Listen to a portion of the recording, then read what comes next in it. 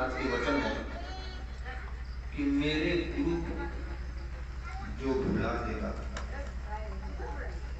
उसका बहुत बड़ा नुकसान होगा।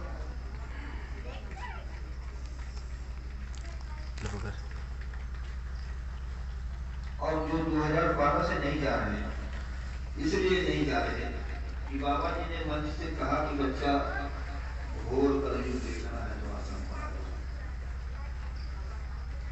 तो आश्रम कहाँ है? मैंने इसको बड़ा विचार किया। मथुरा में आगरा दिल्ली बाईपास रोड पर है, तो उस रोड पर आगरा दिल्ली बाईपास में आश्रम कहाँ है? रोड के उस पार है, रोड के पार कार्यालय आश्रम जिसमें स्वामी जी की कुटिया थी। लेकिन दादा गुरु का जो जीते जागते देवता बैठे हुए हैं और आज भी बैठे हुए हैं, वो कहाँ है? आश्रम से बाहर। आश्रम का अर्थ होता है एक कार्यालय। पूरे देश में, पूरे विश्व में लोक कल्याण का संदेश पहुंचाने का काम करना। इसलिए है प्रेमी भाई बहनों, जिसको जहां से भी साधन और सुविधा मिले, लोगों को बाबा जय गुरुदेव की कर्म भूमि मथुरा आश्रम में जो मंदिर बना हुआ है पास में, जिसके लिए बाबा जय गुरुदेव ने कहा है, मेरे बच्चा अभी क्या देखते हो, यहाँ तो विश्व के लोग आएंगे, बड़े बड़े लोग आएंगे, हेलीकॉप्टर और हवाई जहाज की लाइन लगेगी और यहाँ की मिट्टी लोग अपने माथे से लगाएंगे तो लोगों को ज्ञान मिलेगा, लोगों को सुख और शांति मिलेगी। और उस स्थान से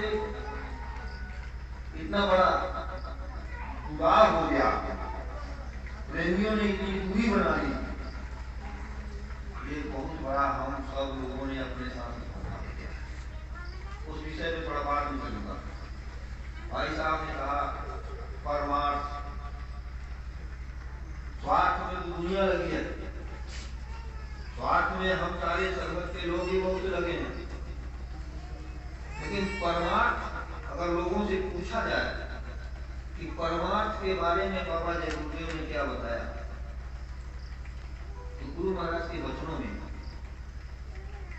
परमार्थ बाबा जी ने बताया कि बच्चा भूखे को भोजन कराना, प्यासे को पानी पिलाना, किसी गरीब असहाय की मदद करना, किसी बीमार को दवा करा देना, किसी की बेटी की शादी नहीं हो रही है उसमें सहायता मदद कर देना, शादी करा देना, कोई भूला भटका है उसको रास्ता बता देना, ये परमार्थ का काम है। और संगत में रांची को छोड़ दीजिए, रांची से तो मुझको पहले से ये जानकारी प्राप्त थी कि रांची के लोगों ने जो है कि कोरोना काल लॉकडाउन में भी, और आपके मास्टर साहब भी हैं वो काफी पूरी तरह परेशान करते हैं, उनकी भी मदद लोगों ने की, यहाँ के लोगों ने। तो यहाँ की संगत जो है कि गरीब और सहायों की मदद करने का भाव और ख्यालात रखते हैं। लेकिन यह विचार भारत की संगतों में नहीं। मंदिर बनाना, आश्रम बनाना, ये करना वो करना, ये सब तो तमाम विचार हैं, लेकिन बाबा जी का उद्देश्य ये नहीं है। उनका सीधे उद्देश्य है कि हमारे बच्चे परमार्थ के काम में करते हैं। भाई बहन, सन 1980 की बातें आपने सन 1980 में बाबा जी गुरुदेव ने कहा, क्या कहा?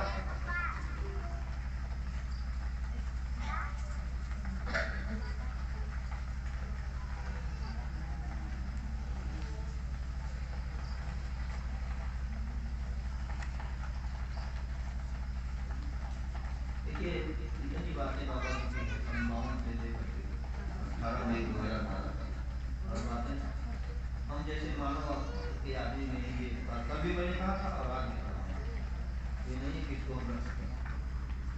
और न मेरी आंख कान खुली है कि मैं लोगों के मन के सवालों के और तकलीफों के परेशानियों का निदान करें। यह कार्य केवल बाबा जी महाराज कर सकते हैं, अन्यथा उनके 35-40 करोड़ चेलों में से किसी का नहीं होगा।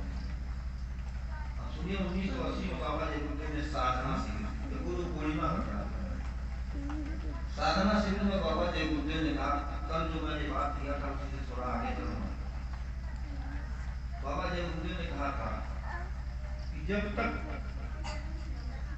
नामदान की चर्चा करते हुए स्वामी जी ने कहा कि जब तक नामदान न मिले तब तक जय गुरुदेव जय गुरुदेव जय गुरुदेव रटते रहो।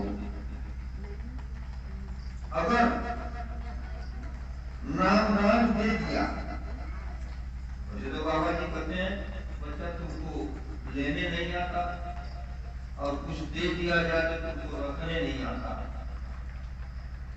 तो बाबा जी कह रहे अगर नामदान दे दिया और आपने नहीं किया, क्या नहीं किया, जो भाई साहब बार बार कह रहे हैं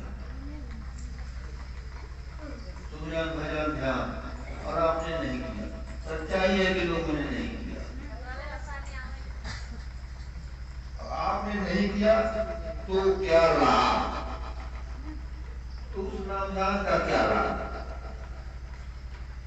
अगर फिर तुम बात करें, अगर खाली जय गुरुदेव रटते रहे तो नामदानी तो आप भूल गए। ये बाबा जी गुरुदेव के वचन है, 23 मार्च 1981। भाई बहन, एक बात आप लोग बाबा जी को सब लोग बताते भी हैं, गुरु महाराज ने भी कहा है अपने जुबान मुबारक से कि हम आए वही देश से जहाँ तुम्हारा गांव और तुमको घर पहुँचाना एक हमारा गांव। और बहुत पहले आप लोग नहीं सुनोगे, कहानी के माध्यम से गुरु महाराज ने कहा जामुन का पेड़ था, महात्मा चले जा रहे थे तो वो जो जामुन के पेड़ के नीचे बरसात का मौसम चल रहा है तो वो उबलता होता है काला काला ना, तो उसको पकड़ करके झोली में रखने लगे। तो बाबा जी गुरुदेव ने कहा कि बच्चा काले काले एक भी नहीं छोड़ूंगा, यानी हम सब काले हैं, एक भी नहीं छोड़ूंगा, चाहे तुम क्यों करो और चाहे तुम। तो इतना तो अपने गुरु पर भरोसा करना चाहिए। आइए मसला चल रहा हूं। बाबा जय गुरुदेव ने कहा बच्चा शुरू में मैं कानपुर के अंदर एक गांव में सत्संग किया और मैंने वहां नामदान दे दिया और उस गांव के 2 आदमी भजन करने लगे। जब भजन करने लगे तो उनकी चढ़ाई होने लगी। तो चढ़ाई होने लगी तो वो दोनों के दोनों क्या करने लगे, ये मेरा बेटा नहीं, ये मेरी पत्नी नहीं, ये मेरा घर नहीं, ये मेरा परिवार नहीं और ये मेरा देश नहीं, ये मेरा नहीं। मेरी दुनिया चिल्लाती है कि ये मेरा, ये मेरा, ये मेरा, ये तेरा, ये मेरा, तेरा करती है। वो लोग कहना शुरू कर दिए कि ये मेरा कुछ। तो परिवार के लोग और गांव के लोगों ने कहा भाई इन लोगों की ये हालत कैसे होगी। बाबा जी मंच से मसला बता रहे हैं, बाकी मैं बता रहा हूँ तो ये हालत कैसे हो गई। तो गांव के लोगों ने कहा अरे जब से बाबा जय गुरुदेव गांव में आए हैं उसी समय से इन लोगों की ये दशा हो गई और बाबा जय गुरुदेव ने इनको पागल कर दिया। तो बाबा जी ने मुझसे कहा भाई मेरे बच्चा उनका जो नशा चढ़ा था ना महीने 1.5 महीने 2 महीने में, उनका नशा उतारने में मुझको 6 महीने का वक्त लगा। 6 महीने का वक्त लगा और उस गांव से पास हुई। और बाबा जयगुरुदेव जी महाराज कहते हैं मैं कच्चा खिलाड़ी नहीं। मतलब एक बार मन पर संसद करते हुए गुरु महाराज ने कहा, कहते तुम जो करते हो ना, कई लोग बोल रहे थे ऐसे 5 महीने उसी महीने हुई, कहते तुम जो करते हो ना, मैं यहाँ टेट में बांध के रखता हूँ, मैं इतना कच्चा खिलाड़ी नहीं हूँ, और तुमको दे दूँ तो तुम किसी को आशीर्वाद देने लगोगे, किसी को श्राप देने लगोगे, और तुम्हारा नुकसान हो जाएगा। तो मैं इतना कच्चा खिलाड़ी नहीं हूँ, सब बात मान करता हूँ। बाबा जयगुरुदेव ने मतलब में ये कहानी सुनाया, क्या सुनाया? नानक जी महाराज, जब नानक जी का शरीर का समय पूरा हुआ जाने को हुए, तो अपनी जीवात्माओं का, जिसको नाम से जुड़ा था, नहीं प्रभु से उनका कार्य जोड़ दिया था, आत्मा का, उसका हिसाब करने लगे, तो एक जीव कम पड़ा। जब एक जीव कम पड़ रहा था तो काफी परेशान हुए नानक महाराज, और उन्होंने तमाम मंडलों में अनामी धाम से लेकर के सतलोक से पार ब्रह्म महाकाल और ब्रह्म और ईश्वर पद से लेकर के देवी देवताओं के लोक में से लेकर के और मृत्यु लोक से लेकर के 84,000 योनियों से लेकर के खोजते खोजते नरकों में पहुंचे। तो उनका नाम से जोड़ा हुआ जीव, नाम दान दिया हुआ जीव नरक में। तो नानक महाराज उस नरक के मुहाने पर गए और उससे कहा उन्होंने, मेरे बच्चा तुम तो मेरे बच्चे हो, मैंने तुमको नाम से जोड़ा है, नाम का दान किया है, तुम इसमें कैसे चले जाए? देखिए गुरु और शिष्य के बीच का केस, वो चेहरा करता है लड़का, यह मालिक हमें क्या पता मैं इसमें कैसे आ गया, और आप जानिए आप तो प्रभु हैं, आप सब कुछ देखते हैं, सब कुछ सुनते हैं, तो कहे चलो चलो चलो बच्चा, तुम मेरे बच्चे हो, तुम इसमें से निकलो, चलो मेरे साथ। तो वो नरक में पड़ा हुआ जीव जो काटा जा रहा था, जलाया जा रहा था, वो कहता है गुरु महाराज हमको कई वर्षों से मैं इसमें झेल रहा हूं, आज आप मेरी सुधि दे रहे हैं, मुझको लेने के लिए आप आए, मैं नहीं लूंगा। नाराज हो गया। तो नानक महाराज ने कहा, अरे बच्चा चलो निकलो, अरे कहना गुरु महाराज इसमें तमाम जीव मेरे जैसे काटे जा रहे, जलाए जा रहे, तरपाए जा रहे, इन सबसे मेरी मित्रता हो गई है, और आप सबको लेकर के चलिए तब मैं चलूंगा। तो गुरु महाराज ने बड़े भाव में कहा, कब जाए नानक अंगूठा बोरा, सारे जीवों का किया दिया। इस कहानी को थोड़ा समझने की बात, सत्संग की बच्चों को समझने का प्रयास करिए।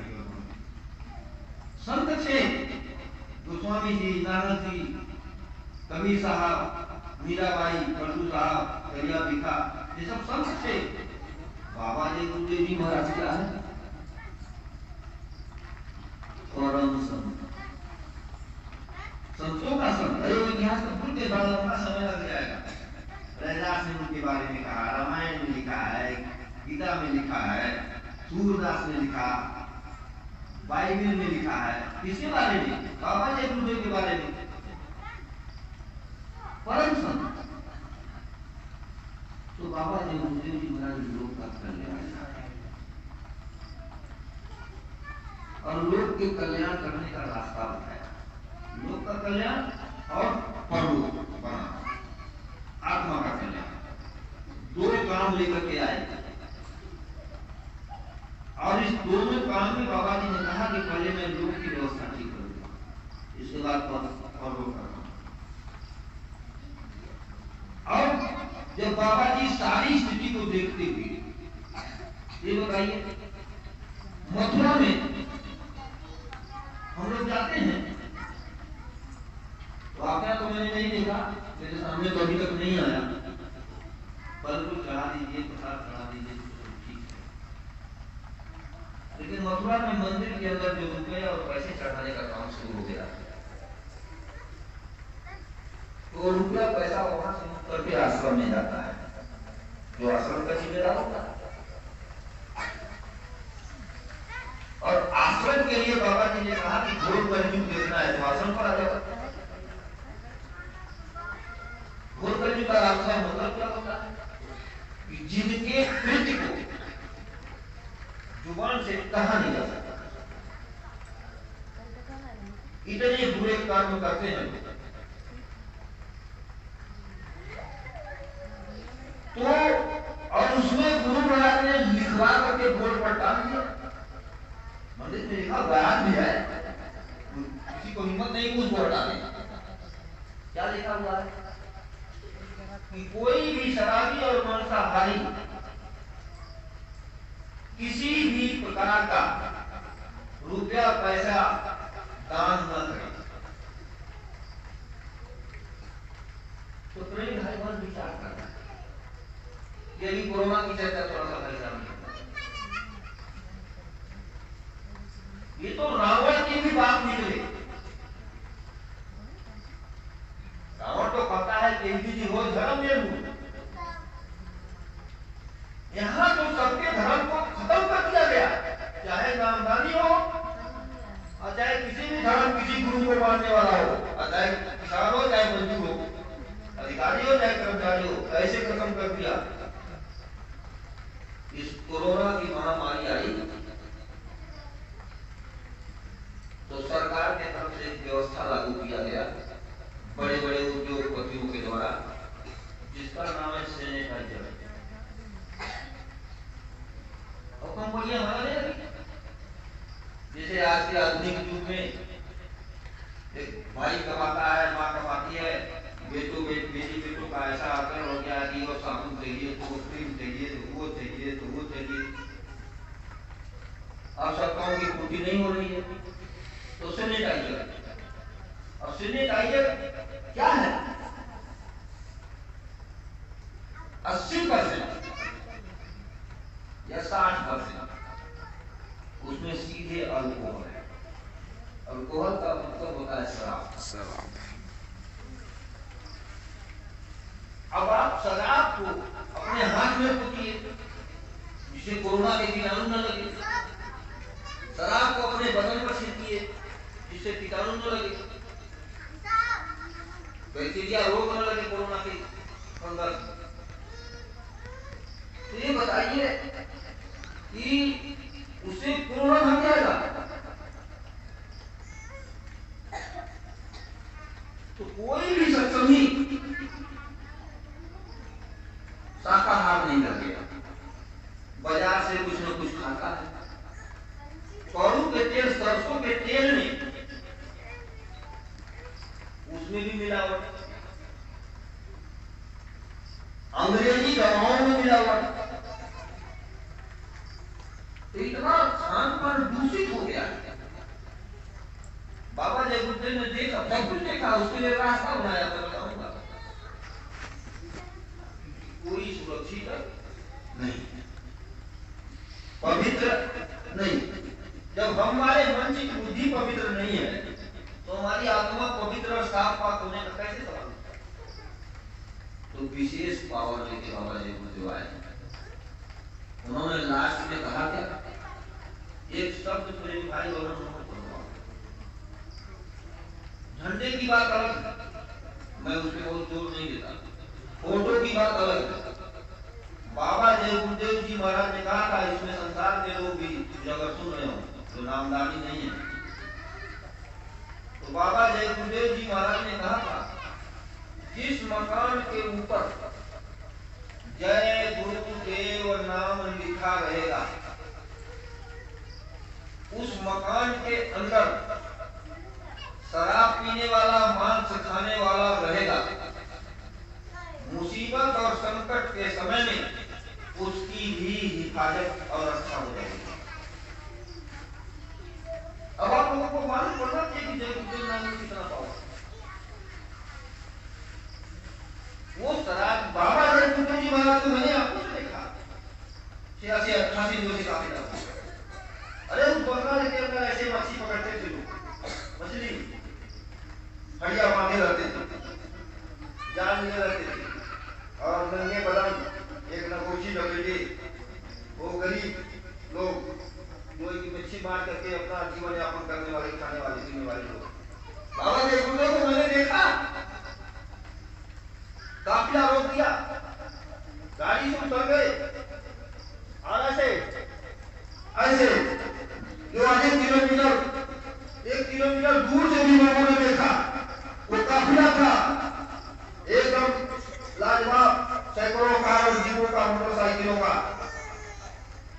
लोगों ने जब देखा तो कह रहे वो तो उसमें का एक बुला रहा है, सब दौड़े आए, कोई मछली लटका रहा है हाथ में और कोई हरिया बांधा है अपने पीठ पर कुतर के नीचे, और एकदम मैले कुचले बुला करके बाबा जय गुरुदेव जी महाराज ने खुली जीप ड्राइवर के बगल में खुला रहता है, ऐसे माइक लेकर के बैठ करके 22-23 मीटिंग करते थे, और बाबा जय गुरुदेव वही सुना रहे खुदाई पैगाम और संदेश सत्संग का, और लोगों को आशीर्वाद दिया।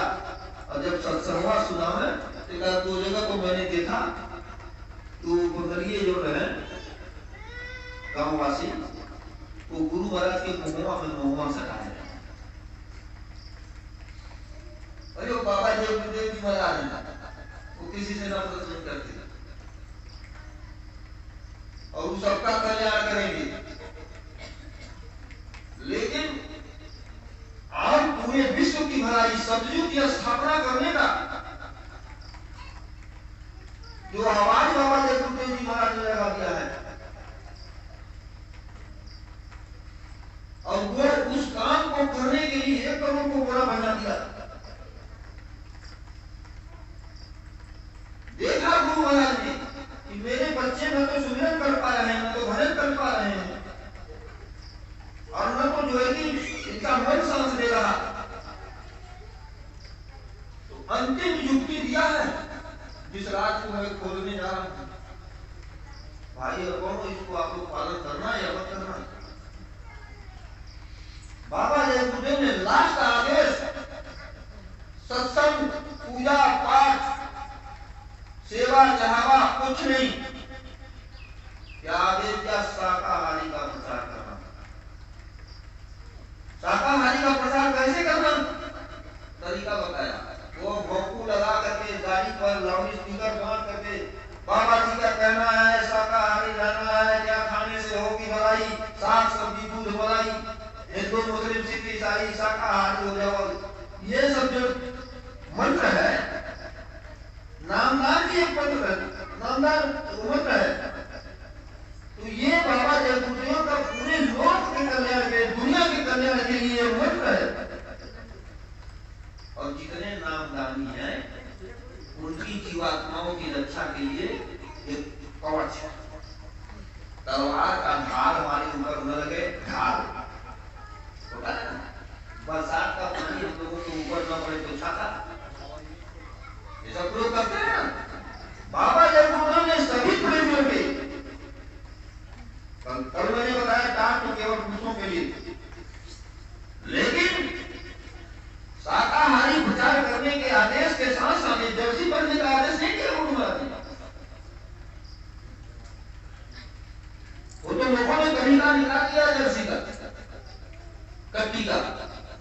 गुरु महाराज ने सीधे कहा बच्चा तुम्हारे आगे भी लिखा रहे और तुम्हारे पीछे भी लिखा रहे। क्या लिखा रहे? जय गुरुदेव। और क्या लिखा रहे? शाकाहारी हो जाएं, किसी जीव की हिंसा न करें, ये लिखा रहता है जर्सी के ऊपर। तो गुरु महाराज ने कहा कि तुम्हारे आगे और पीछे लिखा है, तो हमको आपको इस पर विचार करना चाहिए।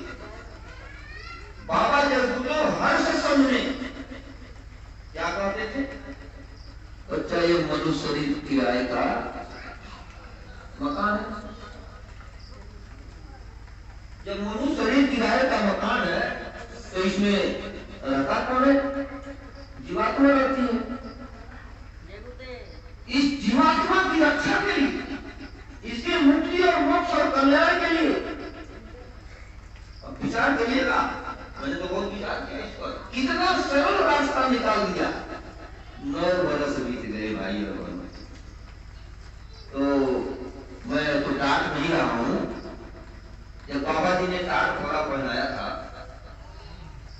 तो 83 के बाद 84 मतलब साल भर के बाद, साल भर के अंदर लगभग मथुरा में पूरा कार्यक्रम कर रहे थे।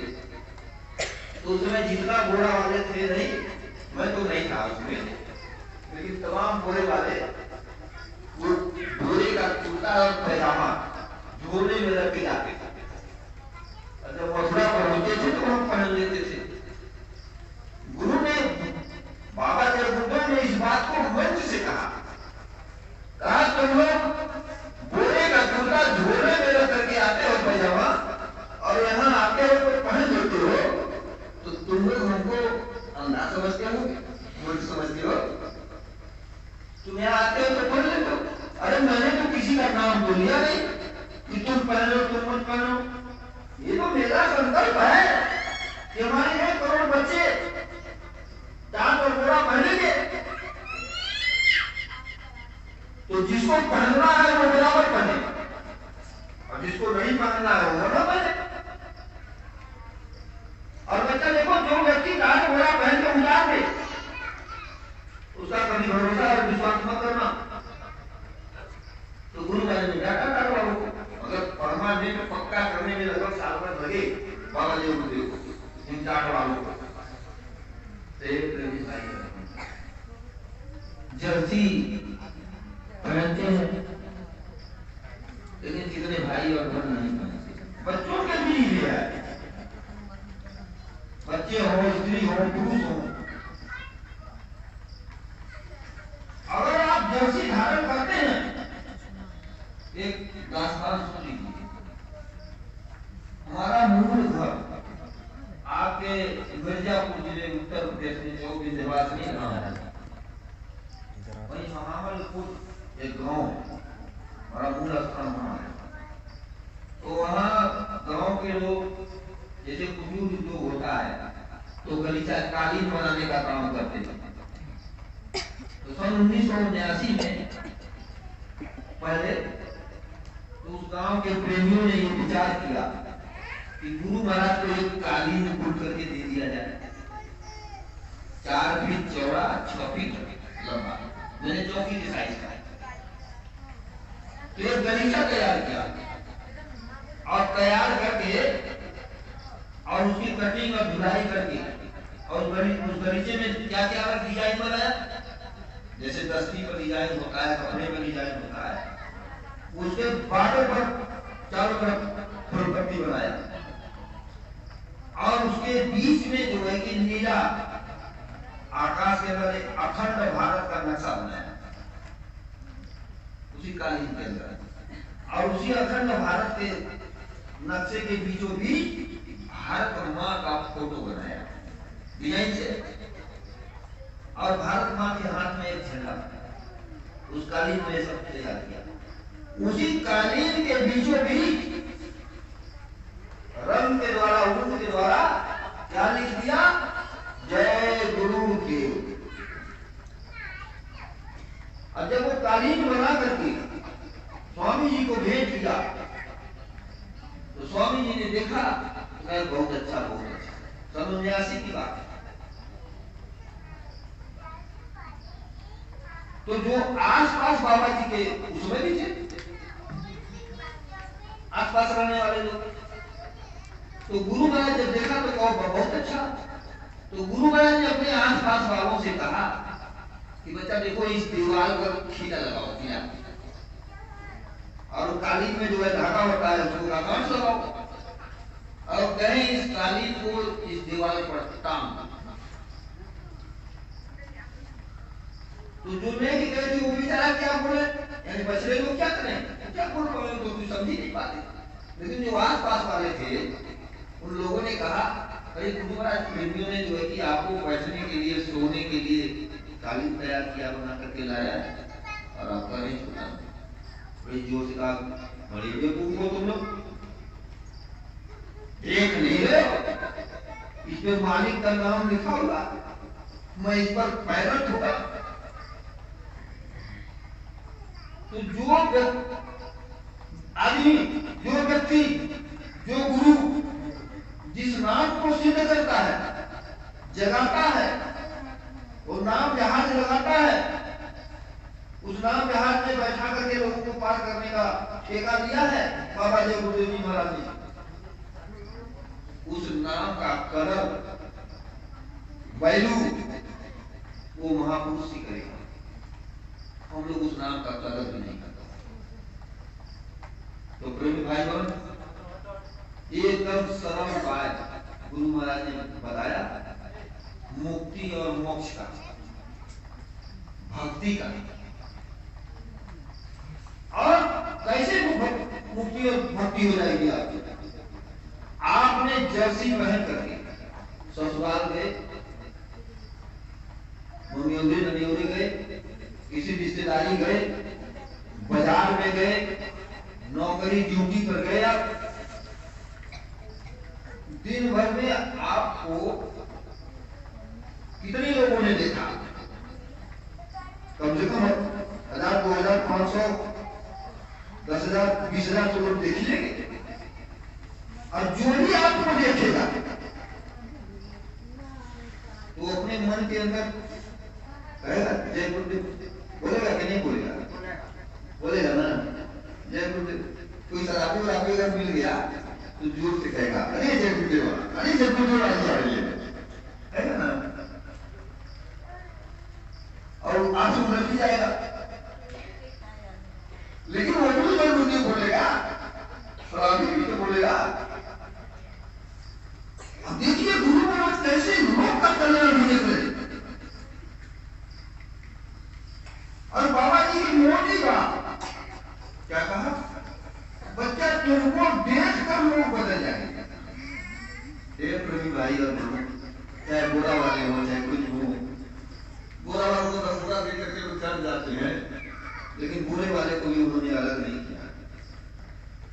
ये बता, हम लोगों को लोग को देखने लायक बनाया, इसमें बड़ा गूढ़ और रहस्य है। थोड़ा लाज शर्म संकोच लगता है, हम लोगों को भी लगता है।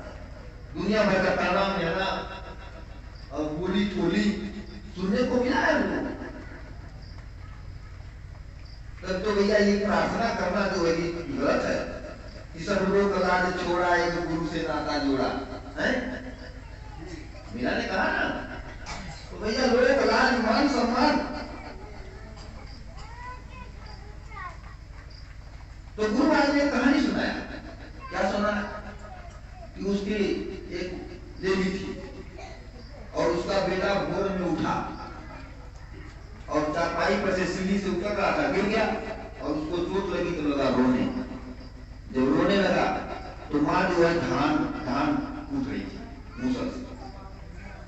जब धान कूट रही थी तो वो धान कूटना छोड़ करके तुरंत दौड़ते हुए गई, उस बच्चे को उठाया और बच्चे को उठाया तो सहलाया, झाड़ा पोछा और चुप कराया।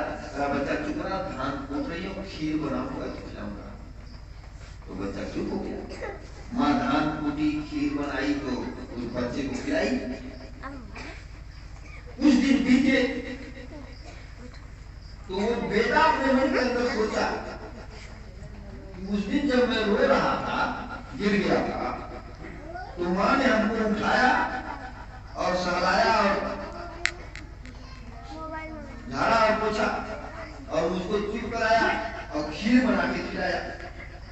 तो क्यों मैं जो है किया सीढ़ी के नीचे लोट तोड़ करके गिर करके मैं रो? तो लड़का ने इस तरह से किया 10 दिन 15 दिन 20 दिन बाद। और भोर में सुबह उठा और सीढ़ी के नीचे जमीन पर लेट करके लगा रोने, चिल्लाने लगा भैया पप्पा भैया पप्पा। माँ धान कूट रही, माँ धान कूटते चली जा रही है। वो चिल्लाते चिल्लाते 10 मिनट 15 मिनट 20 मिनट तक रोता रहा, चिल्लाता रहा, मां हाथ उतना बंद नहीं किया। लास्ट में हार मान बैठी, बेटा चुप हो गया और चुप होकर के मां के पास आया, कहा अरे मां मैं कब से रो रहा हूं, कब से तड़प रहा हूं, और तुम जो है कि मुझको उठाने के लिए क्यों नहीं आई? उस दिन तो मैं थोड़ा सा रोया और तुम दौड़ी हुई आई और मुझको उठा ली। तो मां ने कहा ये बच्चा उस दिन की रुलाई में दर्द था, और आज जो तुम रो रहे थे ना उसमें दर्द नहीं था। हे प्रेमी भाई और मां का दर्जा संत का होता है। नकली रुलाई रोने से वो मां जो है उठ करके उठाने वाली नहीं है। तो दर्द पैदा कैसे होगा, इसके पीछे में सब लोग अपना अपना विचार करें। बिना त्याग के, बिना परिश्रम के, बिना दुखी और लोगों के हाथ बढ़ाएंगे। भाई किसी को दर्द उठता है तभी ना किसी की मदद करता है।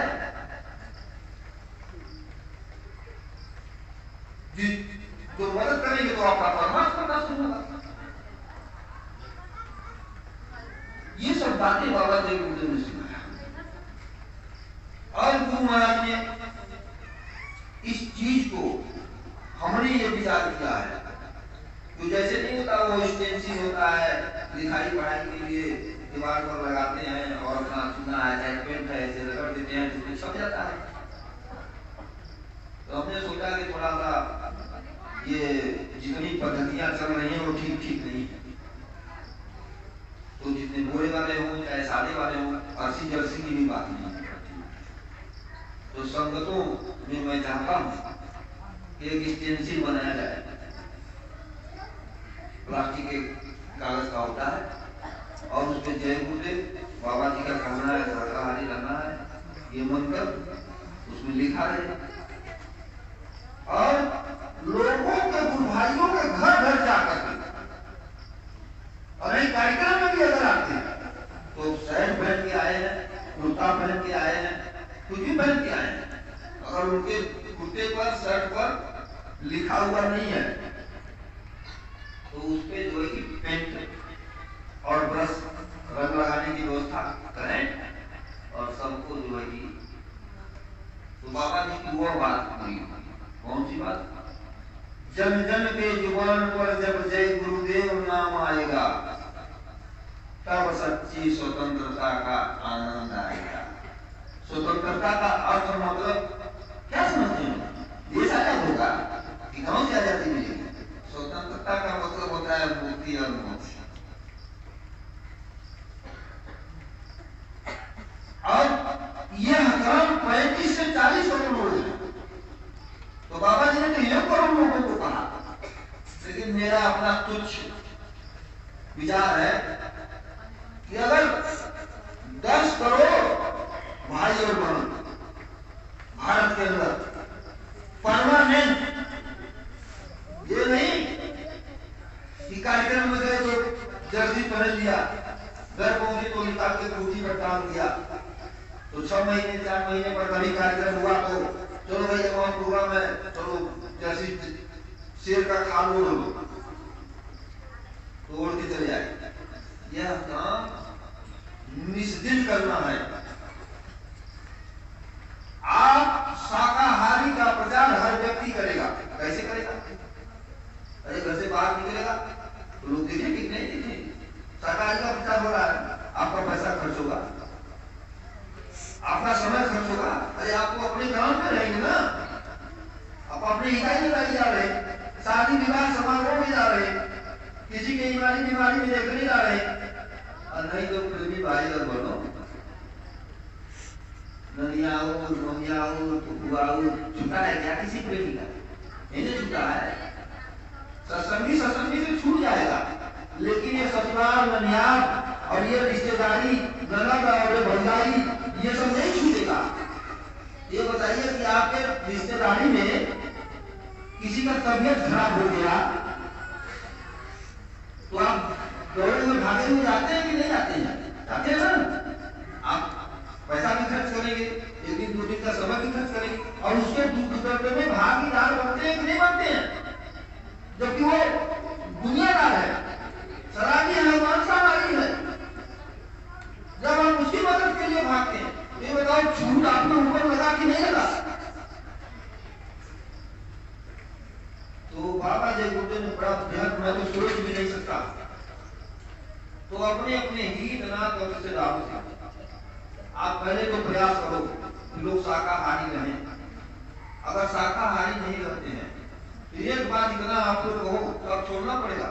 उनसे कहो देखो भाई, आपके दुख तकलीफ मुसीबत में मुझको आना पड़ता है और मुझको जो है कि आपकी मदद करने के लिए खड़ा होना पड़ता है।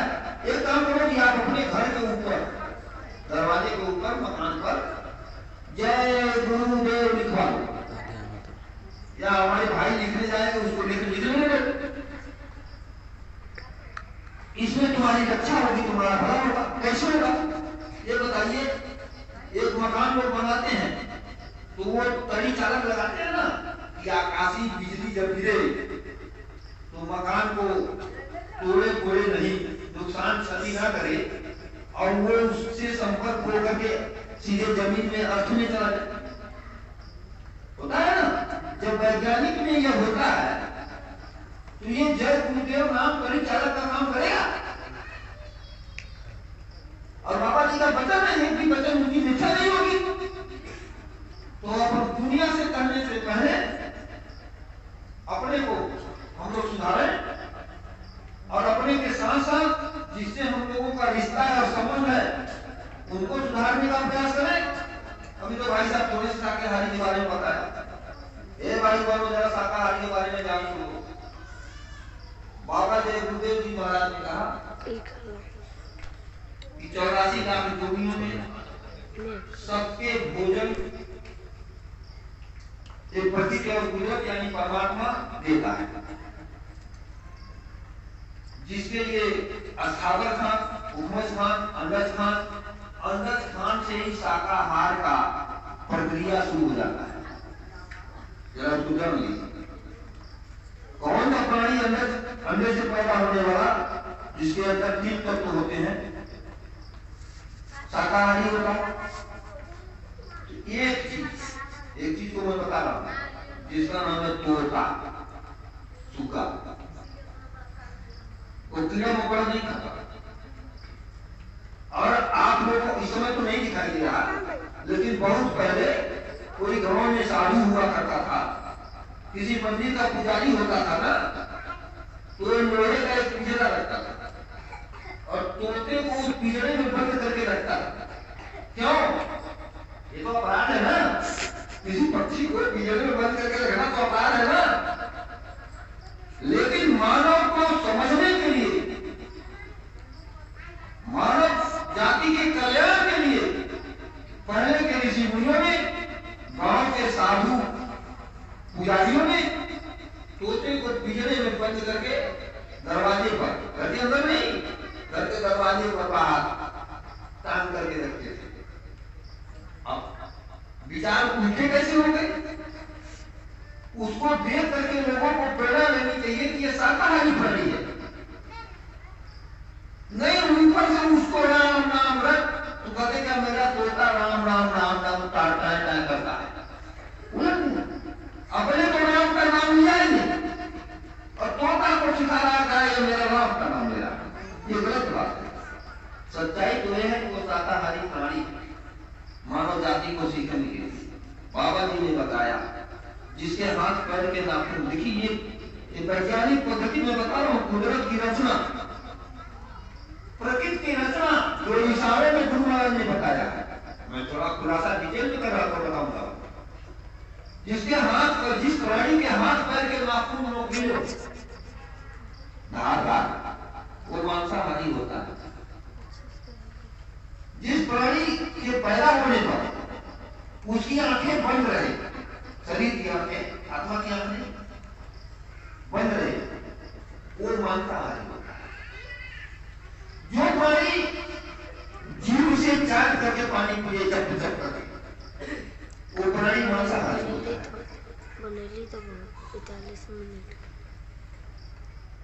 हाथ पांव के नाखून जो है ये नुकीले हो, जीभ से चाट के पानी पीता हो, पैदा हो तो आंखें बंद रहे, ये सभी मांसाहारी प्राणी हैं।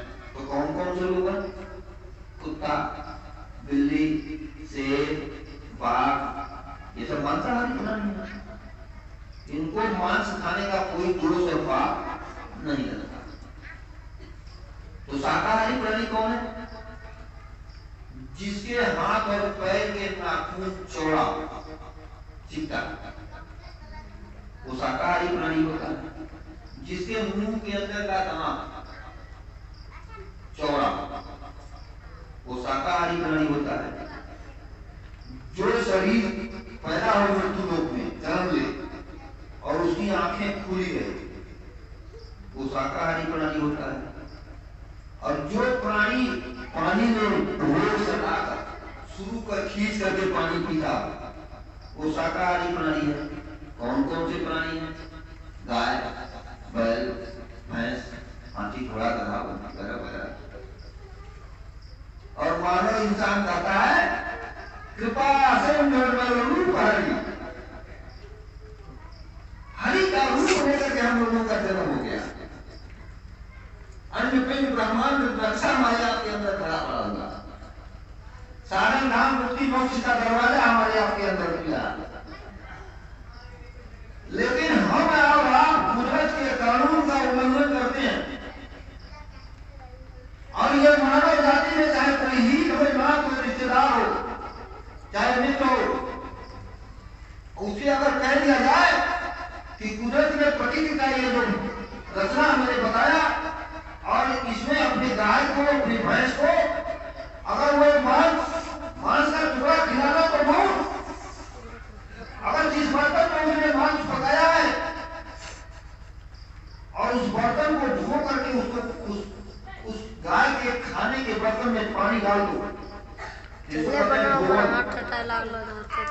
और उस धोवन के ऊपर आप हरे हरे घास डाल दो, खरी चूनी डाल दो, बढ़िया बढ़िया चीज डाल दो, अगरबत्ती धूमबत्ती सारा फूल लेकर के बैठ जाओ और गाय गौ मां से कहो एक गाय माता तू घास खा ले, तू खरी चूनी खा ले, भूसा खा ले,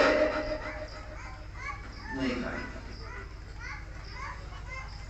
क्या उसके अंदर मांस पकाए गए बर्तन का धोवन उसके बर्तन में पड़ा हुआ है खाने के नाद में, वो नहीं खाएगी।